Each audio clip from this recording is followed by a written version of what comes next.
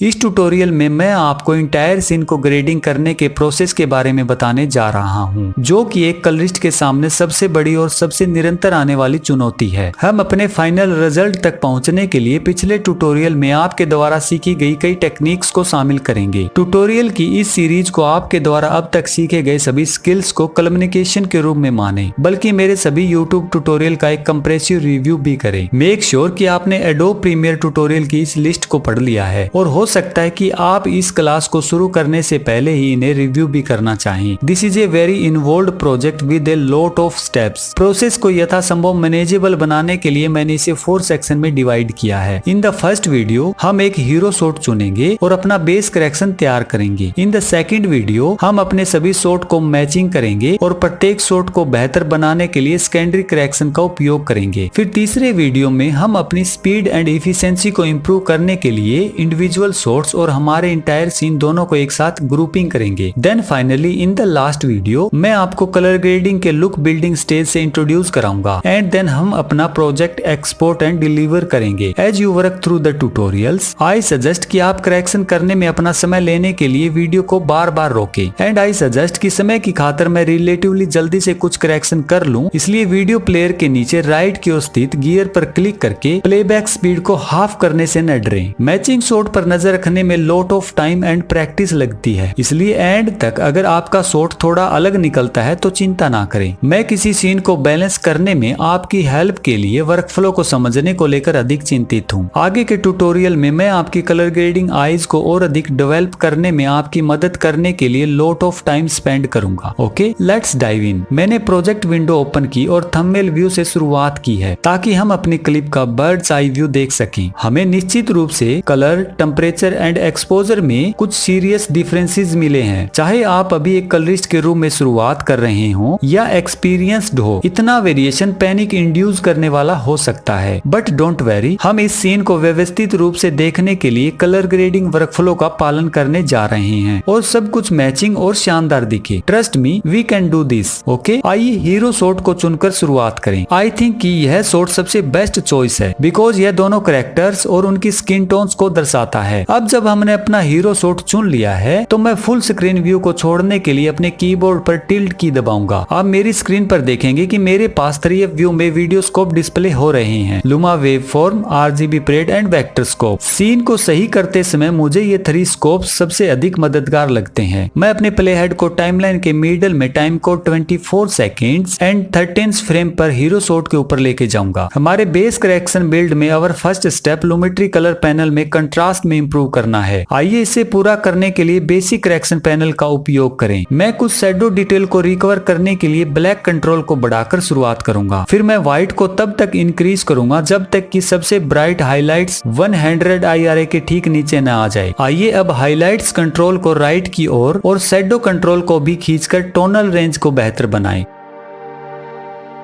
Lastly मैं white control को नीचे खींचकर कुछ सबसे ब्राइटेस्ट हाईलाइट को रिकवर करना चाहूंगा। Now for colour, the image is definitely under saturated, लेकिन चलिए वेक्टर स्कोप के साथ इसको कंफर्म करते हैं। ऐसा करने का एक तरीका यह है कि पहले स्किन टोन को आइसोलेट करके उनके सैचुरेशन लेवल को इवेलुएट किया जाए। इन लड़कियों का रंग रूप एक जैसा है, इसलिए इनमें से किसी एक को अलग करके ही काम चलाना चाहिए। इन द इफेक्ट कंट्रोल्स मैं ओपेसिटी के बगल में सर्कल मास्क पर क्लिक करूंगा और लेफ्ट साइड की लड़की के फेस पर इसकी पोजीशन सेट करूंगा। इस रंग की स्किन टोन का कम्प्लेक्शन वेक्टर स्कोप के सेंटर से 25 एंड 40% के बीच बाहर की ओर होना चाहिए। In this case her skin is only about 10% amplitude. तो चलिए सैचुरेशन को ठीक वहीं तक इंक्रीज करते हैं।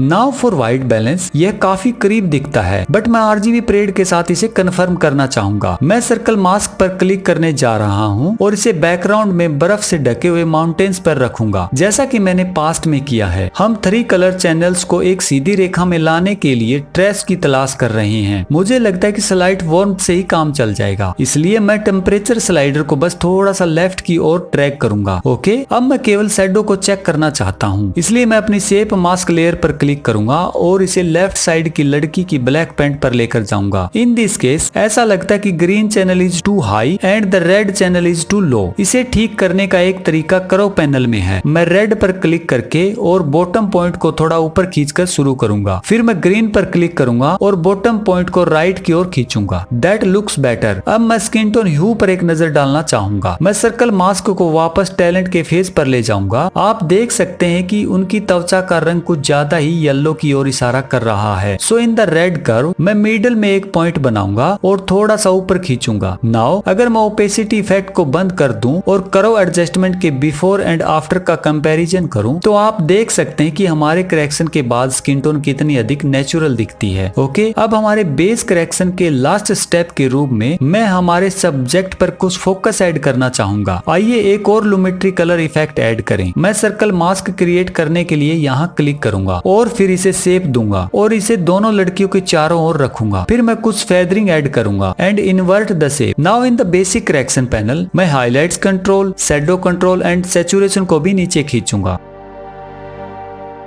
And wow, our base correction is complete. Here is कि बिना फोकस के और फिर हमारे बेस करेक्शन के बिना शॉट कैसा दिखता था। What A difference. इस क्लास के पार्ट 2 में हम शॉट टू शॉट मैचिंग की ओर बढ़ेंगे। अगर आपको मेरा यह ट्यूटोरियल पसंद आया तो जो स्क्रीन पर दिखाई दे रहा है इस ट्यूटोरियल को भी देख सकते हैं, यह भी आपको पसंद आएगा। तो ठीक है दोस्तों, मिलते हैं नेक्स्ट ट्यूटोरियल में नए टॉपिक के साथ। तब तक के लिए happy learning, happy Premiere Pro. Bye friends.